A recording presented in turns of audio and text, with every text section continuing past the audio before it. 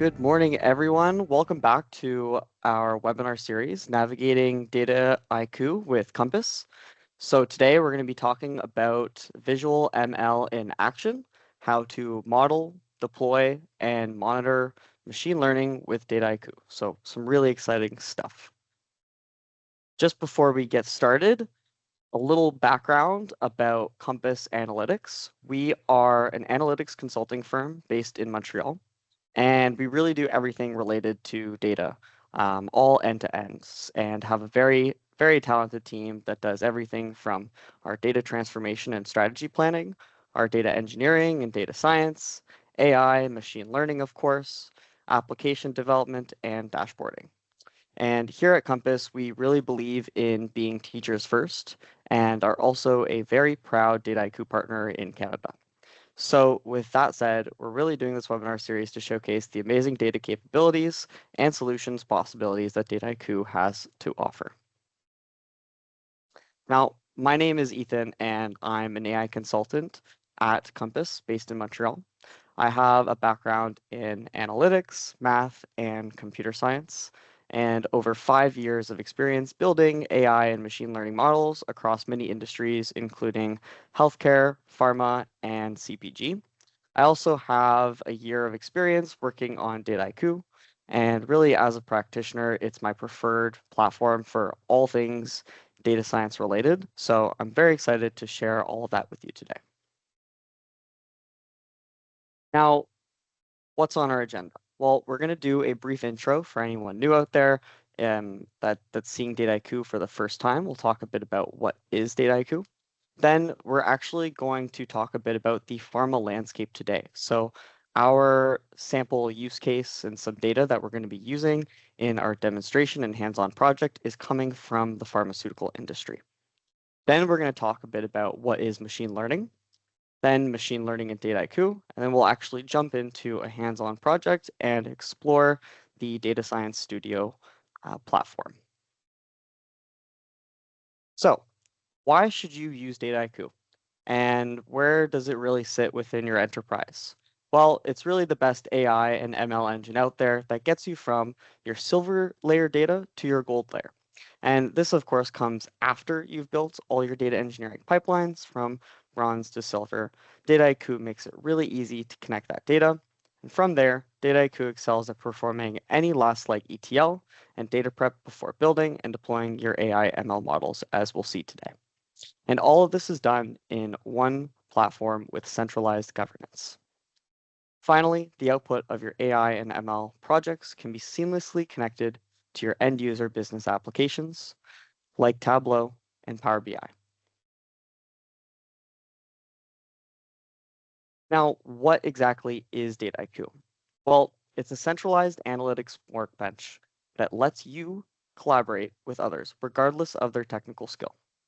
So this means that a business analyst with no coding knowledge could collaborate with data engineers, writing SQL and Python, or anyone in between on the very same project. Now, what does it actually look like to collaborate on a project? Well, what you see here is called the flow, right here. It's highlighting it. And this window is the window in DSS, the Data Science Studio, that lets you connect data, perform your data preparation and transformation steps, build and deploy your machine learning models. That's shown in green, something that we're going to look a lot at today. And this happens all in one visual interface that really anyone can understand. Finally, Dataiku is cloud agnostic, meaning it can be deployed across all your major cloud providers and integrates many, many connections from really any data source, but namely popular data lakehouse architectures like Databricks and Snowflake, which we love to use. Now, let's talk about our pharma landscape today. So today's demonstration is going to feature some sample use cases inspired by pharma. So let's take a step back and just look at where many pharmaceutical organizations are today when it comes to data. So across clinical trials, patient services, and market access, pharma companies are generating massive volumes of rich and valuable data. But while the data exists, most teams are still struggling to harness it. And the core problem isn't just one of volume, it's really this mismatch between the potential of data and the reality of the tools, the teams, and the structures in place. Often, the most experienced business leaders are still relying on legacy processes. So these are your, Excel reports shared via email or on Microsoft Teams if you're lucky, and fragmented dashboards or disconnected analytics tools. There's really no single source of truth and no scalable way to act on insights. Meanwhile, technical teams are often under-resourced, data engineers and analysts are stretched thin, just trying to clean and prepare data for basic reporting. And because of this reactive posture, organizations can't move up the value chain to predictive modeling or AI use cases because they're just stuck fighting fires instead of building platforms. So to move forward, Pharma needs both infrastructure and alignment. Centralized, flexible systems combined with empowered teams that can collaborate, automate, and scale insights. That's the gap we need. That's the gap we need to close. And this is where Dataiku comes in. A centralized governed platform built not just for AI, but the full data lifecycle, from the operationalization and democratization of machine learning, scalable app development in popular frameworks like Dash or React, to even fine-tuning and evaluating large language models for any natural language use cases. It's a single foundation for driving real transformation across pharma. Now let's get into the machine learning of it. So what exactly is machine learning? Well, unlike traditional systems that rely on fixed rules, machine learning allows systems to learn from data and improve automatically. It powers use cases across industries, from fraud detection to customer churn prediction to forecasting demand in our typical business use cases. Then machine learning sits under the umbrella of AI and includes deep learning for even more complex tasks like image or text recognition. And with Dataiku, teams can handle every step: data prep, model training, and deployment within one unified platform. Now, here's a very high-level view of the machine learning lifecycle, and it always starts with problem framing. That is defining the business objective that we're trying to solve with machine learning. After we've framed our problem, we move on to our data collection and preparation, where we're just gathering, cleaning, and engineering new features from the data to feed into our machine learning models. Then we actually do the model training. So we'll train models, we'll tune them, select various ML models, try different combinations of things, different combinations of features, and we're just testing for reliability here. This kind of continues in the model tuning and validation. So we're re-optimizing model parameters, revalidating performance. This part is a bit iterative. Then finally, we can test and evaluate our models. So we're testing for accuracy, fairness, robustness, and any overfitting from our machine learning models. Now, it doesn't stop there. We actually need to deploy models into production, and just as importantly, monitor and maintain them over time to detect things like drift and ensure that the models stay effective. And really, Dataiku helps manage this entire lifecycle all in one platform. Now, a little bit more on the machine learning lifecycle, because it doesn't just stop once a model is deployed, and it does need to be maintained and continuously improved as you collect and integrate more data. And this is where the concept of ML ops comes in, or machine learning operations. So it's the discipline of managing the full machine learning lifecycle with reliability, scalability, and automation, just like DevOps, but for models. Now, this infinity loop that you see here shows the continuous nature of the MLOps cycle, starting from data and model building, moving through our testing, packaging, and deployment, then into serving predictions and monitoring performance before looping right back to iterate. And Dataiku, again, just like it's been supporting everything else in our machine learning adventure, supports this entire flow of the MLOps lifecycle, letting you plan, train, deploy, and monitor models in a way that's very easily integrated, it's traceable, and production ready. Now, before we actually dive into building models in Dataiku, let's anchor ourselves in the traditional machine learning tasks that we'll actually work with in this space and on the project today. So across pharma, the most common modeling approaches, we've kind of put them into three categorical buckets, not like your common buckets of machine learning, but we've divided them up into regression and classification tasks, our time series forecasting, and clustering. And each of these types of machine learning will help us answer different types of business questions.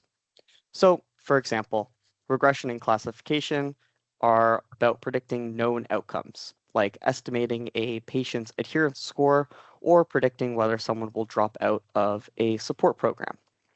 Then, in time series models, on the other hand, will help us forecast trends over time, such as monthly sales by a therapeutic area, for example. And finally, clustering is about finding patterns and segments in the data when you don't actually have any labeled outcomes. And this is often used to surface anomalies or new insights from behavior data. And in this project that we'll showcase in a little bit, we'll use all three approaches, each with different data and modeling strategies. And Dataiku's visual ML tools make all of them approachable, explainable, and production ready. So let's take a closer look at how. So machine learning and Dataiku. Dataiku does support the full spectrum of machine learning workflows from our auto ML to fully custom code. With auto ML, which falls into our visual ML, which we'll see today, you can rapidly prototype and deploy models for prediction, clustering, time series, and even causal inference and computer vision.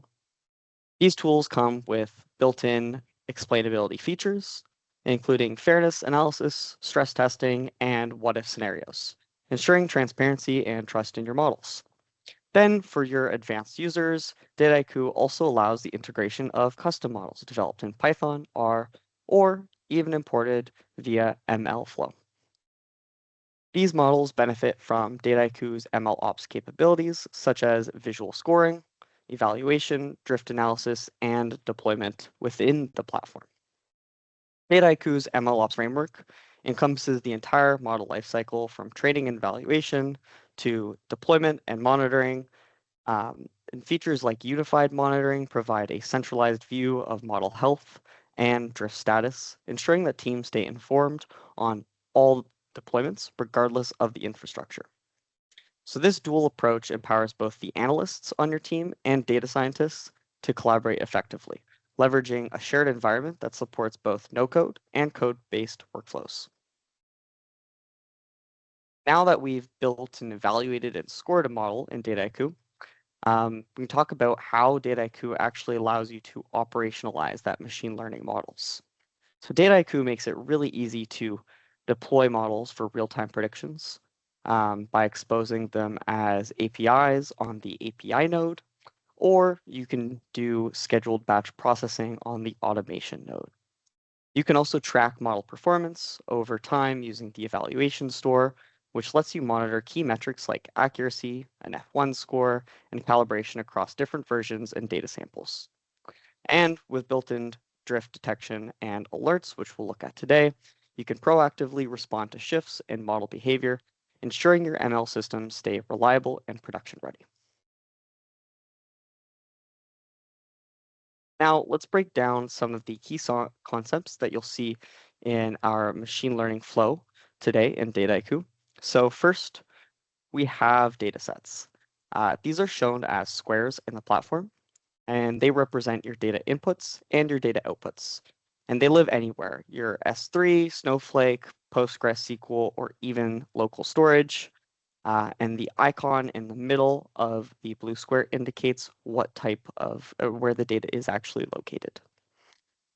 Next, we have recipes, and these are shown as circles of various colors. These represent steps that transform the data, like cleaning, filtering, or writing code in Python or SQL. And there's really two main categories of recipes. There's visual recipes. Those are going to be your yellow circles. And then there's the code recipes where you can write your Python SQL.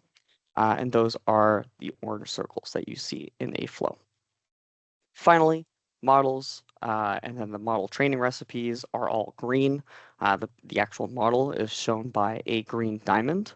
So these are your predictive tasks, whether it's classification, clustering, regression, or time series, it's all going to be represented by one of these green icons.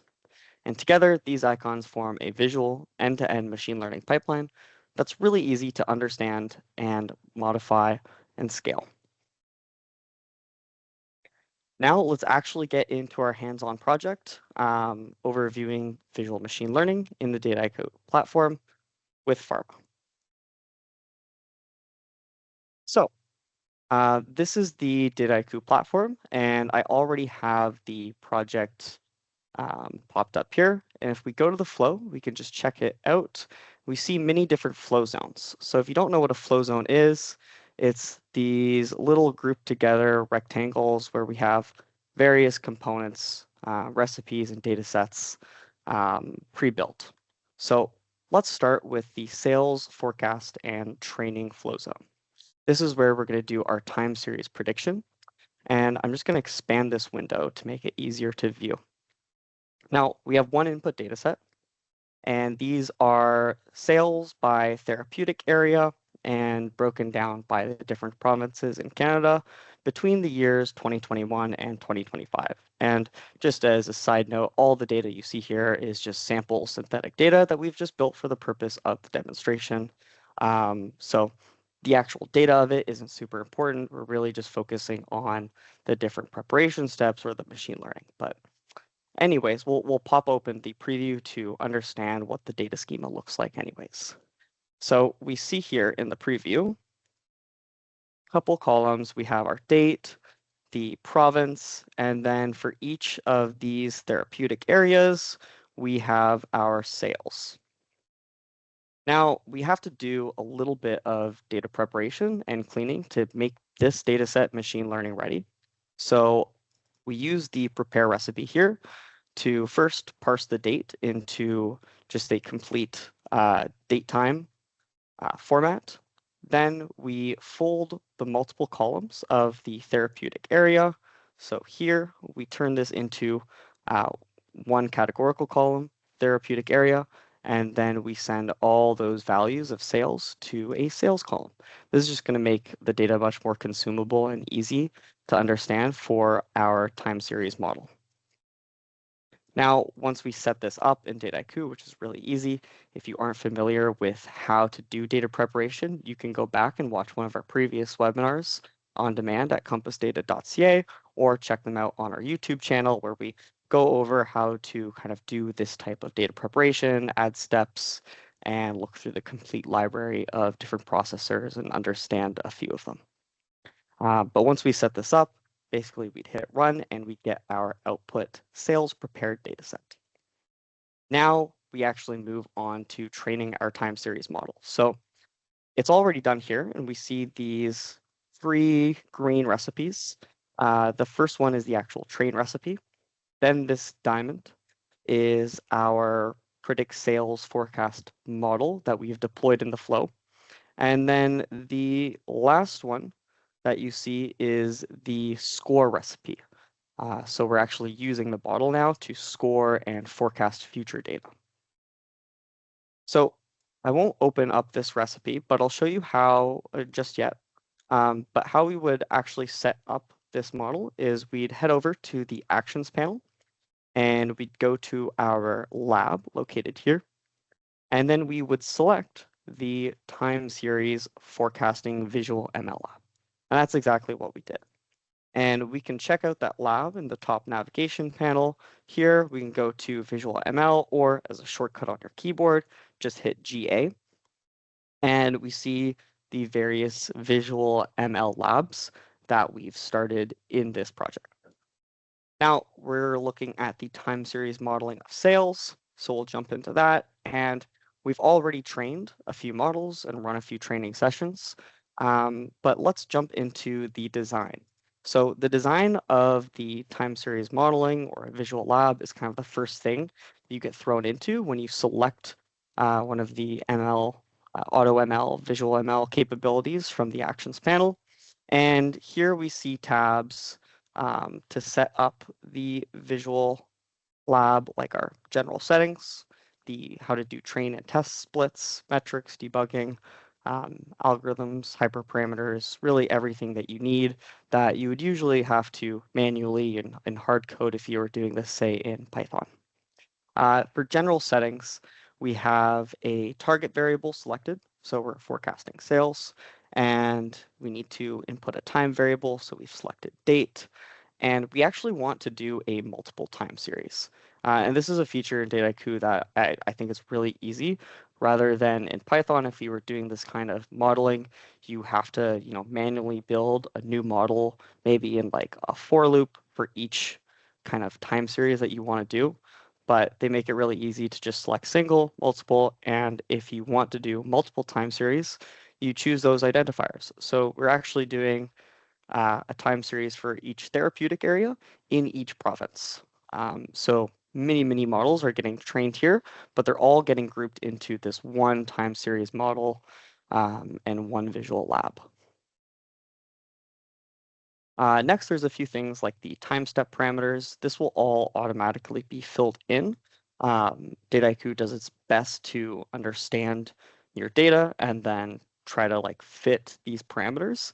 But if it's not correct, you can always change the time step.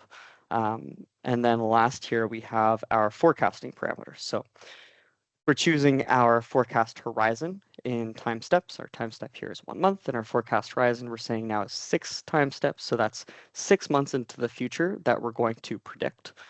We actually originally started out with 10, and then we dropped it to 6, and I'll get to that in just a second. And then horizons in evaluation, that's just going to be for our back testing. So we can actually like compare and compute the forecast compared with historical sales. There's additional settings like quantiles or partition models. So quantiles, it'll give you a kind of the lower and upper bound estimates and intervals of your predictions. So we'll just include all of these in our forecast as well that we can see in our output data set. Now, in the train and test, what we've done here is we've just left it as it originally was populated. So we're a sampling method, we're taking the whole data. We'll do some interpolation, no extrapolation, but these are just the resampling techniques that you can easily do. One thing I love about Dataiku is some of these settings and all the parameters you may not be completely familiar with, right? If this is your first time doing time series, and you haven't done this by code, one of the features is just all the explainability that Dataiku has to offer. So in a lot of these settings, as I'm going through it, you'll see that there's all these different panels on the right that are kind of explaining what this means. And giving you a visual representation of the different settings and settings combinations that you've chosen to help you understand what's actually happening to your underlying data. And I think this is fantastic for not just a beginner data science practitioner, but even someone like myself who's been doing machine learning for a long time, just as like sanity checks that, okay, this is exactly what I'm doing. This is how my data will look. It's a really nice feature to have. Then, there's additional settings like our metrics. So we're doing hyperparameter tuning and optimization over a particular metric and optimizing for one. You can also add a completely custom metric or add more than one. But for time series, we're just using mean absolute percentage error. If you don't know what that is, basically it is the over your test window, it's the average percent error that one prediction is over the historical. So we're really aiming to reduce that. A perfect prediction would have a 0% mean absolute percentage error because the difference between your predicted values and your historical values, if they were the same, would be 0%. Now there's additional features like debugging, so you can choose to run this with diagnostics, which will just help perform different checks when you're running the training.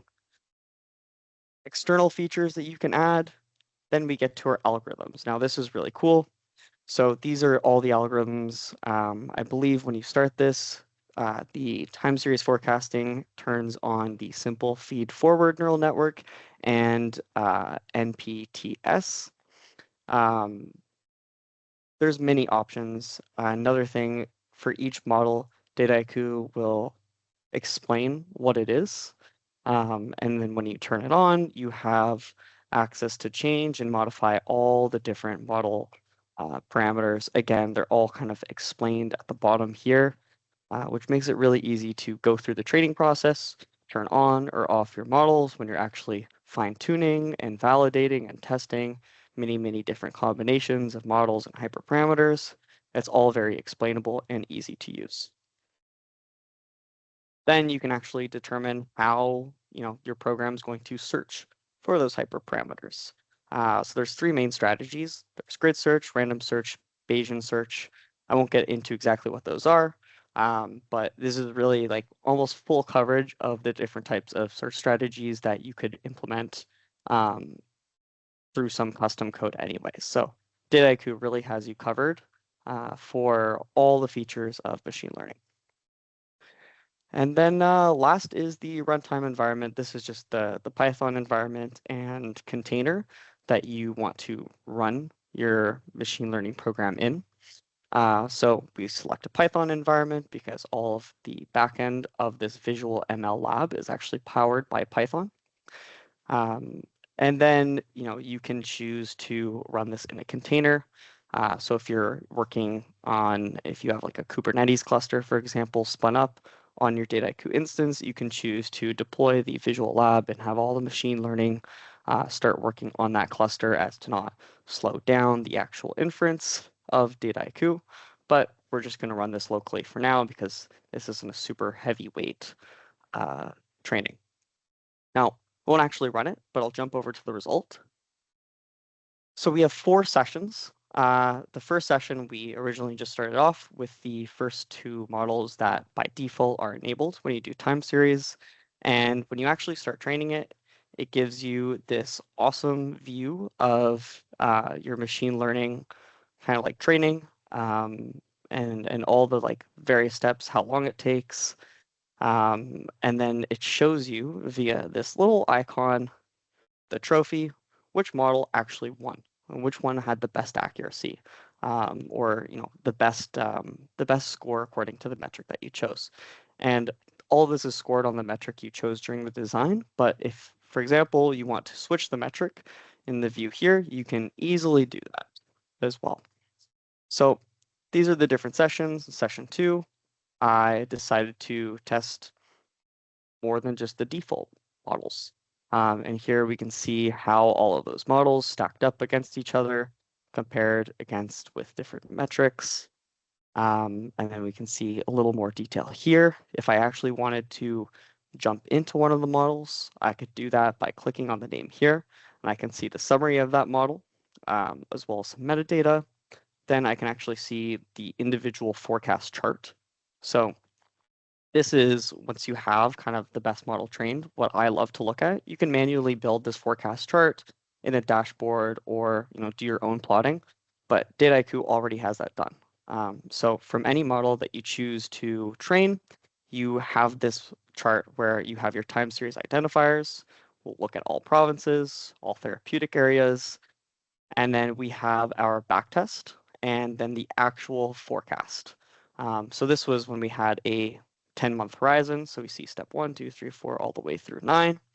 And then we have this like really wide margin of error that's created from the quantiles and intervals that just give us that lower and upper bound of our forecast estimation.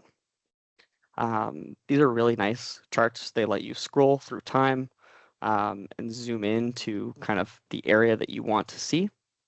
And then this whole page is kind of scrollable. You can see every single grouping for your time series identifiers here. And yeah, I think this is a fantastic way to visually check, okay, how does the backtest stand, compared to the original data? And then, well, we actually have our forecast now. So these are the values that you could look at, and now we've forecasted and predicted sales in Pharma, which is a super powerful and sometimes very, very difficult thing to do. Dataiku makes it easy. Now, if I jump back to the training here, oh, right, sometimes when you're training a session, for example, in session 3, I changed one of the hyperparameters. And this is something that can happen when you're doing your design of the models, is you get this error, training failed. This can happen for all your models at once, or sometimes one of them and not the others. And this is what it looks like. And one thing that I think Dataiku really excels at is it lets you know why the error happened. Sometimes if you are doing machine learning via code, um, it's really difficult. You just get like this error thrown from a library. It's not very clear and it's not really contextualized. But in this error message, um, the the error is very, very contextual. So it's telling you exactly, on what time series this failed, why. So the training length was too short. We needed at least 80 data points. We only had 60. And then it actually gives us a recommendation to fix this error. So try to decrease the evaluation, set size, or number of folds, or session length, or skip two short time series. And so we did one of these. We actually just decreased the evaluation set size. So originally it was 10, and we dropped it to 6 to be able to accommodate some of those hyperparameters that we want to test for.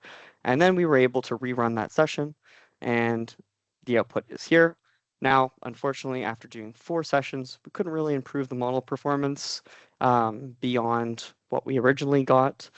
So the simple feed-forward neural network is the model that we deployed in this flow.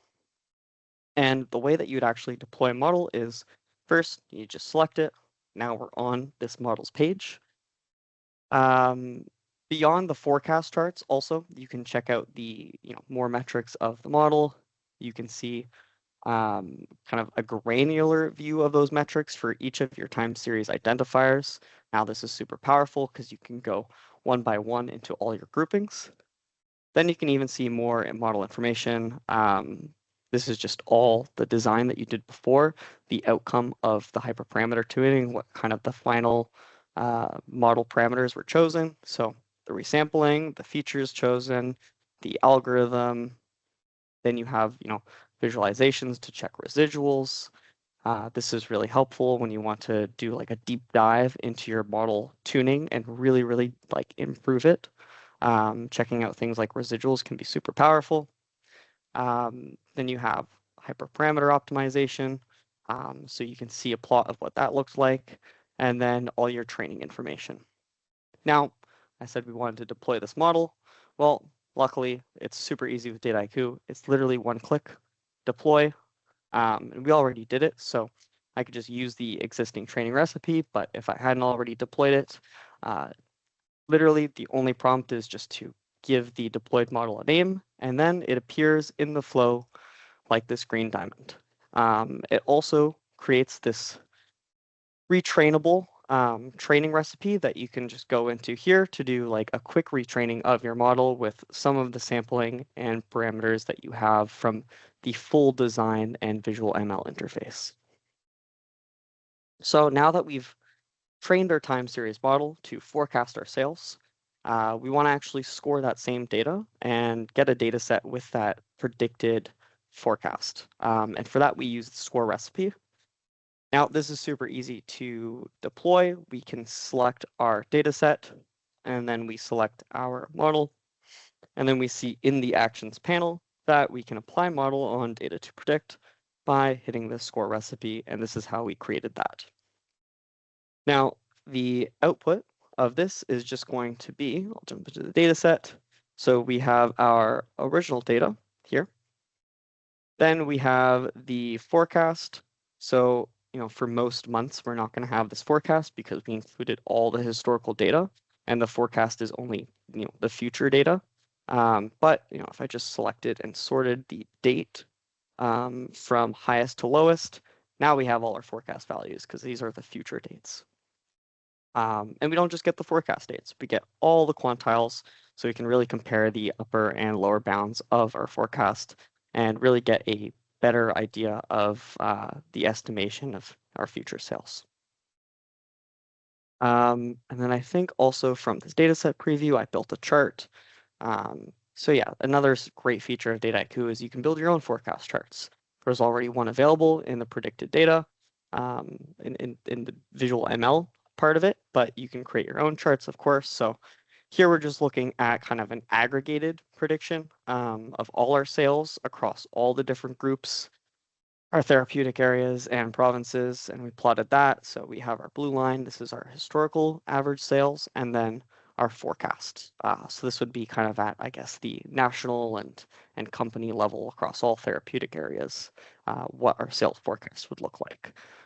Very easy to build charts in Dataiku. Again, we did another previous webinar, which you can check out on our YouTube or on demand, where we covered, how to build the charts, as well as go into a few more of these tabs like statistics, data quality, and all of that. So that is the sales forecast training and also prediction, I guess. Now, how would we evaluate new data? Well, to start this, we actually input another data set. So it's our therapeutic area sales for a new time range. So now we're in 2026, January to June. This was previously 2021 to 2025. So now we're including the first half of this of the next new year. So very, very future data that doesn't exist yet. But let's say we have it, we apply the same prepare recipe to get our folded data in columns like therapeutic area and sales. Then we actually use the stack recipe to take all the previous data and append it to this. So we have a complete historization of all sales from now 2021 to 2026, the first half of 2026. This is this new sales stack data set. And then if I just shift and select the predict sales, we have this option in the actions panel to evaluate on already known data. And that's exactly the recipe that we're going to do. When I open up this evaluation recipe, you can select the evaluation data set. We don't have a prediction column. This is a forecast. And then the output, we're just going to use the previous forecast horizon that the model was deployed with, so 10 months. These are all just the default settings, and I won't go into all of these, but if you're using Dataiku, you can read each individual kind of description here to get a better idea of what's happening. But I'll just jump to the output.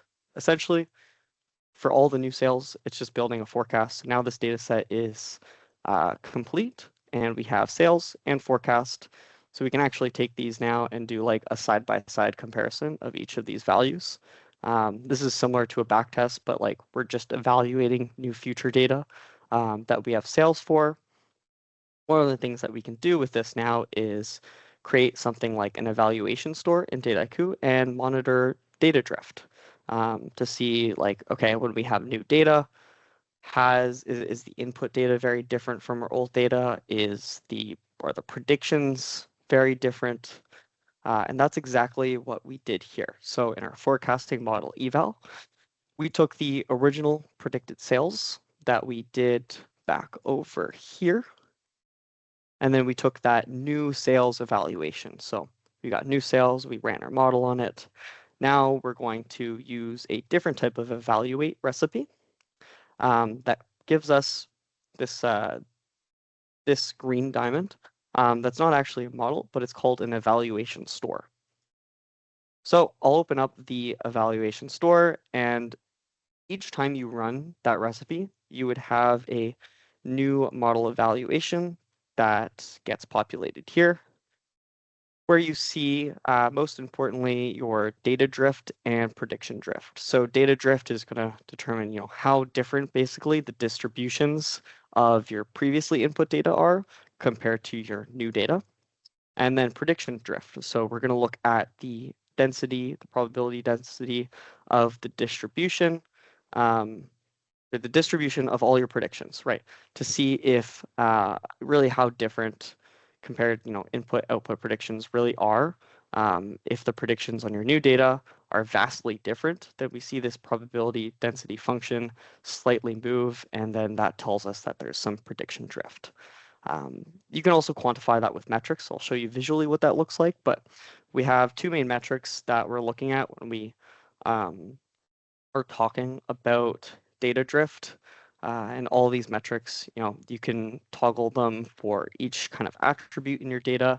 For data drift, for prediction drift, we've already added those metrics. They are KS and PSI.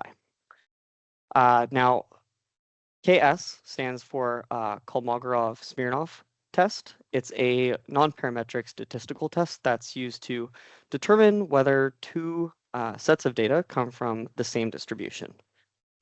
Basically, the null hypothesis is that the two distributions, your old and new data, are the same.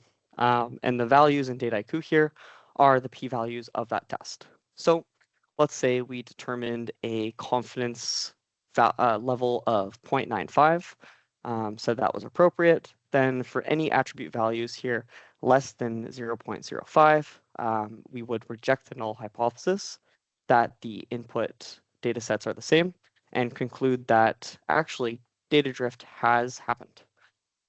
So here, yeah, and then there's also PSI, right? PSI is the population stability index.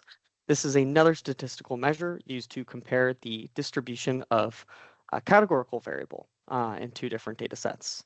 And a high PSI value would indicate that there's a significant difference between the distributions of the variable between the two data sets, which then again suggests that there may be drift. Now, I'll actually open up this model evaluation so we can take a closer look at everything you see. Starts off with the summary. Then we have some explainability or feature importance. This hasn't been computed here. I'm going to skip over this. We'll see it in our regression. But the most important things here are actually the drift analysis, and you can also look at performance. So drift analysis, our input data drift. We're going to just ignore the top part. It's just showing you what the current and reference data is. This is really the interesting part here. So it's our global drift score on the input data between the two data sets that we've put into this evaluation test. And we see the actual drift of the model. It's saying 0.93. Now, what is the drift model? Well, it's actually explained here, which makes my job easier. Basically, it says that Dataiku trains a random forest classifier, that's the drift model, to discriminate the current dataset from the reference dataset. If the classifier has accuracy greater than 0.5, it implies that reference data and current data can be distinguished and that you are observing data drift. Then you may want to consider retraining your model in that situation with the new data included. Read a little bit more, then it goes on to do a binomial test to actually hypothesis test this model prediction. And it even tells you the conclusion of this test, which I love. Again, it makes your job a lot easier as a data scientist. You don't have to manually compute all the tests. It's done here for you, and then you get the conclusion here as well. So it detected drift between the two input data sets. Now, that's really strange because I made these data sets and I really didn't change the statistical features of them that much. Now, the quantiles, this is all for a prediction. We can leave that. Therapeutic area, all the distributions were the same. Really, the only big change was the date. And this makes sense because our previous data set had, only up to 2025 data. And then that's our reference data set. In the new input data set, we had this January to June 2026 data. So we can kind of see the distribution of that. It's very, very different. But I can turn this feature off for drift analysis, and it'll automatically start recomputing drift. Takes a little bit. This didn't change much. I think I would have to turn off all of these. So if I turned that off and I turned off all the quantiles, we'd see that the drift actually decreases the number because the actual values of our data, like the province and therapeutic area, those aren't really different between the two data sets. So that's data drift. We'll look at it again in the regression task. Then we have our prediction drift. So this is actually looking at our forecast metric now and looking at the probability density of all those forecast predictions. And we see our reference data set and our new data set, and it gives us this distribution. Basically, if the densities look very different, say, one of the curves did actually, look like this, went down, and then we had another curve. This isn't the case here, that actually was like this, right? Those are very different curves. So we could conclude like here that the prediction has drifted, but in this case, we have our reference and current are very much overlapped. So the prediction drift is really not present in our modeling here. Really, that's all that I want to focus on for here. We're running out of time almost, so I'm going to jump over to our next kind of use case before we do completely run out of time. And that is all about patient adherence. So really jumping over to new data, new use case. I'll jump into the data set to explain quickly. So done time series. Now we're moving on to clustering and regression. And we'll start with this patient adherence data set. This is a data set that essentially tracks patients undergoing therapy. They've been prescribed some brand of this pharma company's drug, and they may be part of a patient support program. We have all their attributes, where they are, what kind of insurance they have, what brand they've been prescribed, if they're enrolled in the patient support program, how many touch points have they had with a healthcare practitioner, the number of refills, the days that they've actually had covered throughout the therapy, and then PDC, as well as dropout. Dropout is whether they dropped out of the therapy. But I want to focus on this PDC. What it is the proportion of days covered. So that is the days covered, number of days covered, divided by the therapy duration days.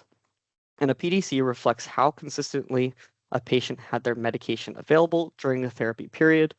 So low PDC, less than 0.8 is negative, and we'd really want to aim for a high PDC because low PDC suggests a gap in medication access, which is linked to poor health outcomes and a higher risk of dropout from therapy.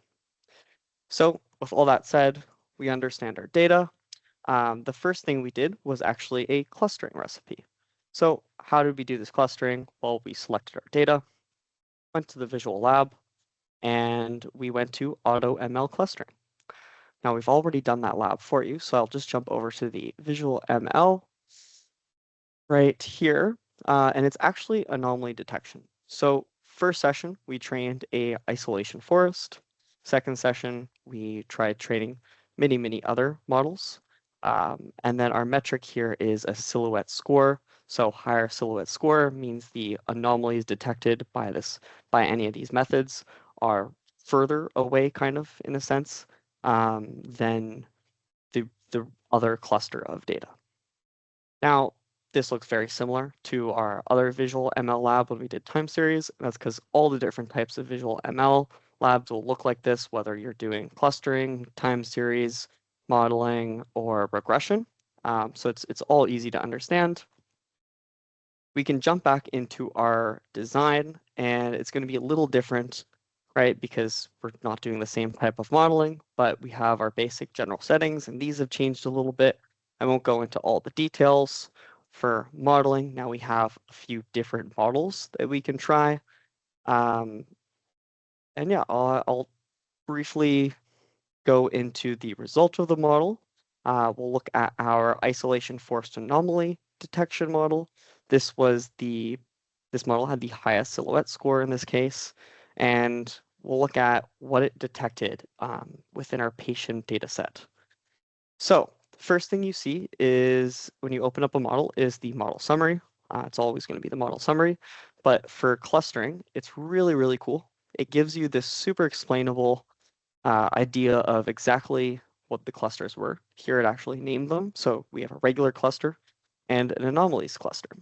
And then it even gives you observations. So it tells us in the regular cluster, which makes up 95% of our data, that the dropout is an average 2.59% greater than the global mean. The refills completed is an average 4% smaller than the global mean. And then days covered is an average 3.5% smaller than global mean. These types of observations and insights, if you've ever done clustering via code or that's something you'd want to do, I totally recommend you try it. These types of observations are kind of tricky to parse out of the clusters. You have to do various statistical tests, compare means for each column, each attribute between your cluster and global. And when you're looking at all this in a terminal, it gets messy. So I love that Dataiku has already done this for you. We can take a look at what our anomalies look like. So the observations here, 44% of this cluster has moderate for side effect severity compared to 14% globally. Then dropout is an average 50% smaller. So this is huge, really interesting here because we actually would want to minimize dropout in any kind of therapy or clinical trial. We want patients to stay in the program. And then here we also look at 38% of the cluster had RAMQ for insurance. For those of you from outside Quebec, that is what the Quebec healthcare is called. So these are some really interesting observations, and I think clustering this is a fantastic place to start when you have data to get like a general sense of what normal data looks like, what data anomalies look like, and this is a great starting point to kind of go further and investigate why this small population of individuals in Quebec have lower dropout and maybe learn something from the therapies and clinical trials running in this area because something seems to be working. That's what the data tells us. And then here, of course, we have feature importance. So the most important features that determined the whether a particular patient was in one cluster or the other. Then you can also go through all of these other sections of the report, and I won't go into too much detail here because we're almost near time, but we had a previous webinar where we again looked at clustering. It was Build Your First ML project or AI project in Dataiku, so definitely check that out where we kind of went into all of this in a bit more detail. And that is clustering. Now, we also did a regular regression trying to predict the PDC proportion of days covered. And first step is just to split out from our original data set a training, validation, and test set. Then we did a regression training. So the final model we trained was XGBoost. If I view the original analysis, which I can actually just jump over to the lab here, I can see the output of this model. We see our summary, our what-if analysis. This is fantastic for when you're doing regression or classification. You can actually input for each attribute that went into this model a very custom number and do your what-if. So what if someone's dropout was 1? They had completed 3 refills. They had OHIP insurance. Then you can actually see, once you fill out all this, their prediction for PDC. Really, really awesome feature of Dataiku. Then you have your typical explainability that you do for a type of machine learning regression task, like your feature importance. You can compute partial dependence plots for any of your variables. You can do subpopulation analysis. Then you can also look at individual explanations. So methods like ICE and Shapley. This will let you look at the feature importance specific to given samples of your data. Then you have your performance metrics. So of course, for regression, scatter plot of your predictions, error distributions, the metrics of the model, you could do stress test, you can add model error analysis. There's really a lot, as well as the model information here. So you can again check out the features that went into the model from when you designed the Visual ML lab, the algorithm that you chose. Here we deployed an XGBoost model. And yeah, I'll go back to the Visual Lab actually. We can see what that looks like quickly. So measuring PDC, again, just like any Visual ML training results tab, it looks pretty similar, but for regression, we see this this chart is now like a line, and it is the evaluation scores over different iterations and epochs of training through time. So really helpful view, especially if you're working with neural networks and you're looking for specific training curves as the neural networks, learn and get better. Your R squared values will get better, and then plateau. So very important view for doing regression, classification. Here we did 2 sessions of training with tons of models, like random forest, our ordinary least squares. This is just simple linear regression. We did L2 regression, where it penalizes some of the attributes and reduces their weights if they're not really important to making a prediction. And then XGBoost, which is an ensemble tree-based method, kind of like random forest or the generalized boosted machine, but a little bit different and works kind of the best. It's really presently the state-of-the-art model for doing regression or classification. It generally performs the best on just general data. Very great model. And then just a simple decision tree. We also train that as well. So the XGBoost model in our second session actually won, and we deployed that model. If I jump over to that deployed model, well, first we took it and we scored data. So we had split out previously a test data set, and then we scored that test data set. What this looks like here, we have all our original data. If I scroll to the end, we have our original PDC column, and now appended to our data set, we have a prediction column. So you can also use this model, of course, with data that doesn't have PDC. If you're predicting this for new patients and you have other attributes to get a sense of what that would look like. Then the last thing we did in this flow was a model evaluation. So we took our test data and the model, and we built an evaluation store. I'll just open this up here. Really important thing here. So the input data drift. Remember, the data drift for the input data drift is computed based on a drift model. Basically, if it's able to classify and discriminate one data set from another, it gets a high number. That means there is drift in the data.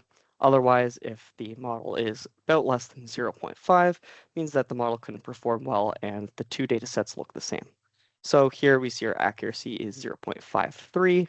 Lower estimate is kind of below that, and the test here was actually inconclusive, that the input data and output data were different. So we can just check out, more individual attributes and look at kind of the univariate data drift analysis here. We can turn these on and off and see how our global data drift score changes.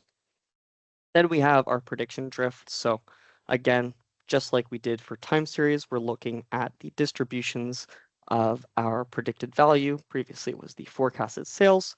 Now it's our predicted PDC. So between the input that had predictions and the output that also had predictions, we've seen between the 2 data sets, they're pretty close, the 2 distributions. So there's really no prediction drift here, and the model is performing similarly, even though there may or may not be data drift between the input and output data, or sorry, the 2 input data. The predictions are very similar, which means the model is performing well because it's very generalized to unseen data. And then, yeah, just like we saw before in the other evaluation store, you can look at performance, model information. And now we have some of those explainability features opened up. We can look at the feature importance here, the feature effects. So this is kind of feature importance, but it's not absolute anymore. And yeah, I definitely recommend, trying out your own machine learning problem, going through all of this, build an evaluation store, do some retraining, and really get a sense of how Dataiku can really excel and improve your machine learning workflow. That is really it for the demonstration, and we're right at time. So just quickly, I'll take questions. We have one here. How many models can we use in Visual ML? Great question. I'm going to jump over to the Dataiku tab and show you when you're training a model. Let's say we're training regression. Oh, so this the modeling algorithms, right? And here we have, I don't know, maybe a dozen or so models that have already been built by Dataiku and imported into the different algorithms that you can use within the Visual ML platform. You can also add your custom Python model. So basically, if you want to develop your own model, so long as you develop a model as a class that has a fit and predict method, you can put that script here in your Visual ML tab under a new algorithm. So really the answer is you can have as many models as you want because you can completely import customized models. Hope that answers your question. I don't think we have any time for more, so I'll close out the presentation now.